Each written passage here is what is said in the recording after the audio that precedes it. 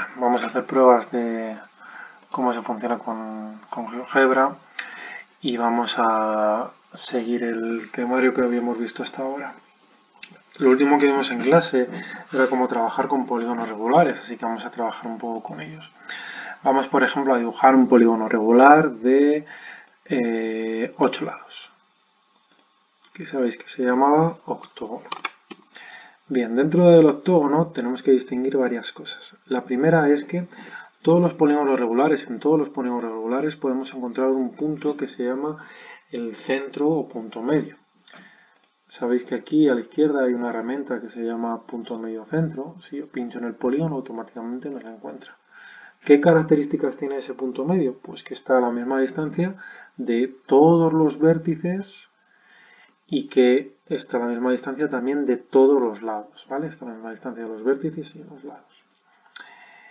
Pues voy a marcar la mitad de uno de esos lados. Utilizando la misma herramienta de punto medio, si yo pincho en uno de los lados, pues me calcula la mitad, que es el punto medio. La distancia en un polígono regular, la distancia que hay entre el centro y la mitad de uno de los lados se va a llamar apotema. Es la distancia que hay desde el centro a uno de los lados, a la mitad de uno de los lados. Y también en un polígono regular yo puedo definir una cosa que se llama ángulo central, que es el ángulo que hay cuando yo uno con el centro dos vértices consecutivos. Por ejemplo, yo he unido estos que se llamaban G y H, los he unido con el centro. Si mido el ángulo que aparece entre ellos, en este caso es de 45. Si yo mido el ángulo que hay entre ellos, es siempre el mismo entre todos y se llama ángulo central. Tiene lógica que se llame ángulo central porque está en el centro.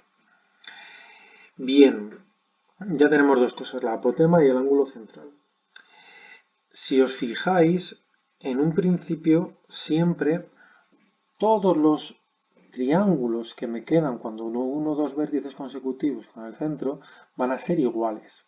Quiere decir que este ángulo una los vértices que una con el centro siempre va a medirme 45. Vale, ahí lo tenéis. Como bien sabéis, la suma de todos los ángulos de un triángulo, fijaos que aquí me han quedado dos triángulos, la suma de todos los ángulos de un triángulo tiene que sumar 180. Vale, vamos a hacer así unas cuentas rápidas. En este triángulo de la izquierda, si la suma de todos los ángulos tiene que sumar 180 y este mide 45, significa que para estos dos me quedan 135 grados. 135 grados. Vale, son iguales. Tienen que ser iguales. Este ángulo y este ángulo tiene que ser igual. Entonces, yo puedo calcular que cada uno de estos es la mitad de 135. Si yo divido 135 entre 2, me queda 67,5, ¿no? Vamos a ver si de verdad este ángulo mide 67,5. Uy, ya sabéis lo que ha pasado, ¿no? Lo que hay que hacer es calcularlo. Uy, ¿qué ha pasado?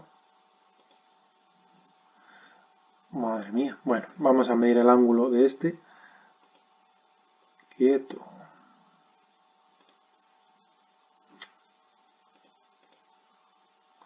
Vale, vamos a ver si ahora sí que podemos medir el ángulo. El ángulo que hay desde aquí hasta aquí, 67,5 como habíamos dicho, ¿vale? 67,5 como habíamos dicho. Aquí lo tenéis para que se vea bien. Y fijaos, los ángulos que me han quedado aquí,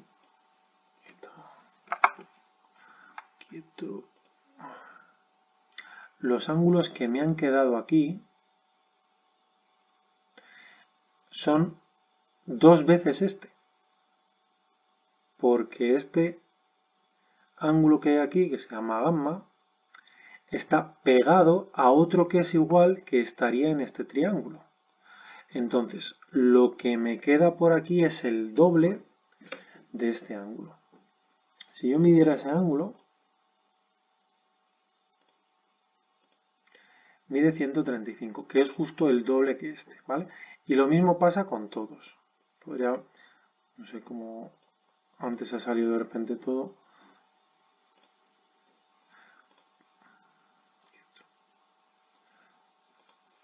¿Veis? Si yo voy midiendo todos los ángulos que hay aquí por fuera, miden todos 135. ¿Vale? Entonces, yo tengo en un polígono regular que saber tres cosas. Primera, el ángulo central. Que el ángulo central, repito, que sale de unir el centro con dos vértices consecutivos. Por ejemplo, este de aquí, este ángulo central, la salió de unir con este y con este. Yo podría haberlo unido con este y me sale también este ángulo.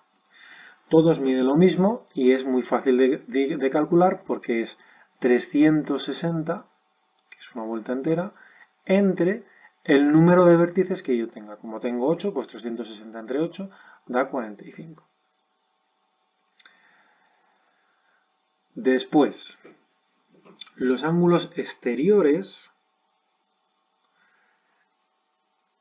es, vamos a decirlo así rápidamente, lo que le falta a los ángulos interiores para ser 180, y así os liéis menos.